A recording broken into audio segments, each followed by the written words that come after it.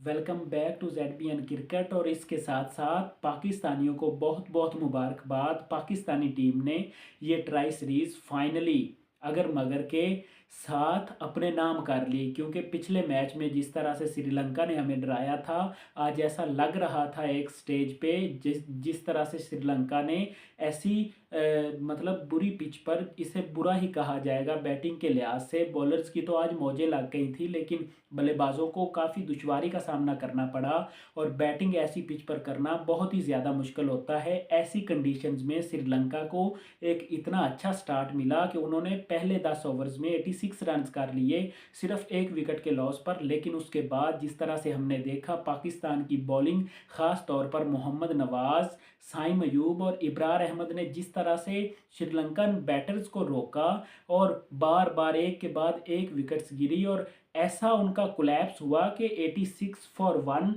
To 114 पर all team out. यानी कि ये बात मानने में ही नहीं आती कि श्रीलंका की टीम ऐसे भी कोलैप्स कर सकती है। यानी कि 30 रनों में उन्होंने अपनी 9 विकेटें गंवा दी, और इस तरह से श्रीलंका ने अपना मजमूई स्कोर 114 रन किया, जो कि इतना बड़ा टोटल नहीं था। चाहे पिच मुश्किल थी, लेकिन ये पाकिस्तान की टीम आराम से चेज़ कर सकती थी, और वही किया पाकिस्तान के ओपनर्स ने।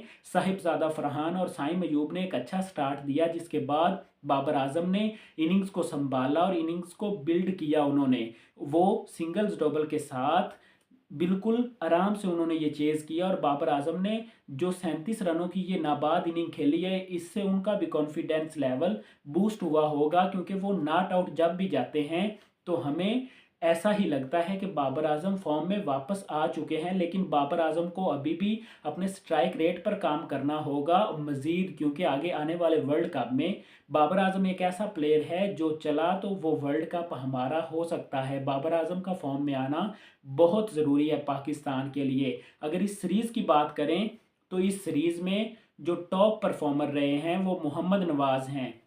मोहम्मद नवाज़ का जब से कम बैक हुआ है, अगर हम उनकी बॉलिंग देख लें तो वो बॉलिंग में कमाल करते हैं। अगर हम उनकी बैटिंग देख लें तो वो बैटिंग में भी कमाल कर देते हैं। अगर इस सीरीज़ की बात की जाए तो मोहम्मद नवाज़ ने 5 मैच खेले, जिन 5 मैचों में उन्होंने 7 विकेटें हासिल की। और उसके साथ साथ मोहम्मद नवाज़ को बैटिंग में तो इतना मौका ही नहीं दिया गया। पिछले मैच में श्रीलंका के खिलाफ उन्हें मौका मिला, जिसमें उन्होंने 27 रन किए, और इससे पहले भी 2 मैचेस में उन्हें सिर्फ बल्लेबाजी करने का मौका मिला, और इस तरह से मजमूई स्कोर उन्होंने 52 रन किए। और एक बात और की जाए जिसकी वजह से Mohammad Nawaz man of the match final हुए और मैन ऑफ द सीरीज़ हुए, उसकी सबसे बड़ी वजह यह भी हो सकती है कि मोहम्मद नवाज़ वाहिद वो बल्लेबाज हैं जिनका स्ट्राइक रेट 162 का था।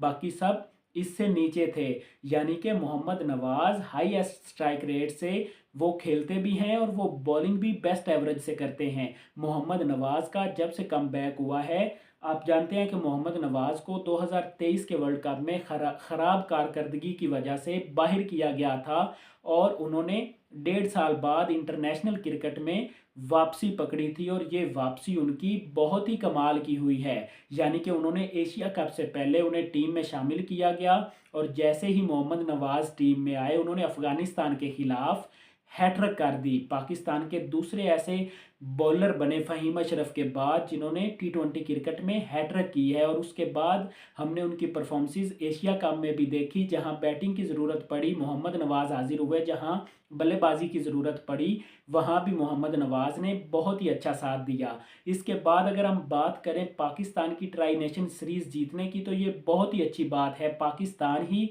बेस्ट टीम थी, और पाकिस्तान को ही अपने घर पर जीतना चाहिए था। लेकिन अभी तक भी कुछ ऐसे कंसर्न्स हैं जो कि वर्ल्ड कप से पहले क्लियर होना बहुत ज़रूरी है। अभी पाकिस्तान के पास वर्ल्ड कप से पहले 6 T20 बाकी हैं। ये 6 से 9 भी हो सकते हैं अगर एक और कोई मुल्क मान जाता है तो, नहीं तो ये 6 तो पक्के हैं। पाकिस्तान ने जनवरी में ऑस्ट्रेलिया को अपने घर पर बुलाना है 3 T20 सीरीज़ के लिए, और पाकिस्तान ने ठीक वर्ल्ड कप से कुछ दिन ही पहले श्रीलंका में, जहां पर उन्होंने वर्ल्ड कप खेलना है, वहां पर श्रीलंका के साथ 3 T20 मैचों की सीरीज़ खेलनी है, जो कि पाकिस्तान के लिए वर्ल्ड कप में बहुत ही अच्छा साबित हो सकता है। अगर वो सीरीज़ उससे पहले खेल लेते हैं तो वहाँ की कंडीशंस का पाकिस्तानी प्लेयरों को पता चल जाएगा, क्योंकि पाकिस्तान ने अपने मैचेस वहाँ पर खेलने हैं।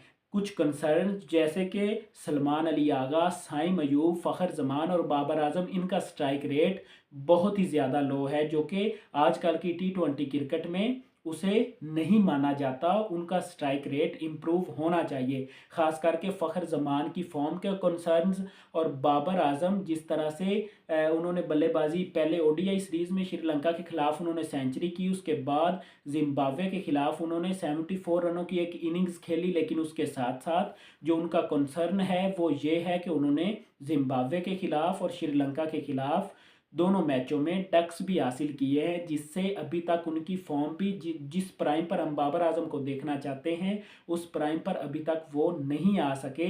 तो वो चीज़ भी हम बहुत ही ज़्यादा मिस कर रहे हैं कि बाबर आजम अपने प्राइम पर दोबारा वापस आए। इस सीरीज से पाकिस्तान की बॉलिंग को टेस्ट किया गया, कभी वसीम जूनियर को खिलाया गया, कभी उस्मान तारिक को मौका दिया गया, कभी नसीम शाह को चेक किया गया, और आज फाइनल में होना भी चाहिए था। हमने अपने प्रीमियम फास्ट बॉलर को मौका दिया, शाहीन शाह अफरीदी को, और उन्होंने भी बहुत ही कमाल की आज बॉलिंग डाली है, 3 विकेटें भी हासिल की हैं। और उसके साथ साथ इस ट्राई नेशन सीरीज़ में पाकिस्तान की जो बल्लेबाजी है, ख़ास करके साहिबजादा फरहान, उन्होंने बहुत ही कमाल की बल्लेबाजी की है। साइम अयूब की बहुत ही अच्छी ऑलराउंड परफॉर्मेंसेज आई हैं, लेकिन साइम अयूब को क्रीज पर टिक कर खेलना चाहिए। वो एक अच्छा स्टार्ट देने के बाद अपनी विकेट ऐसे ही थ्रू कर देते हैं, बिल्कुल अपनी विकेट को ज़ाया करके चले जाते हैं। ये कुछ चीज़ें उन्हें अपनी थोड़ी सी कंडीशंस को चेंज करना चाहिए, अपने माइंड सेट को थोड़ा सा चेंज करना चाहिए, क्रिकेट के साथ चलना चाहिए, सिचुएशन के साथ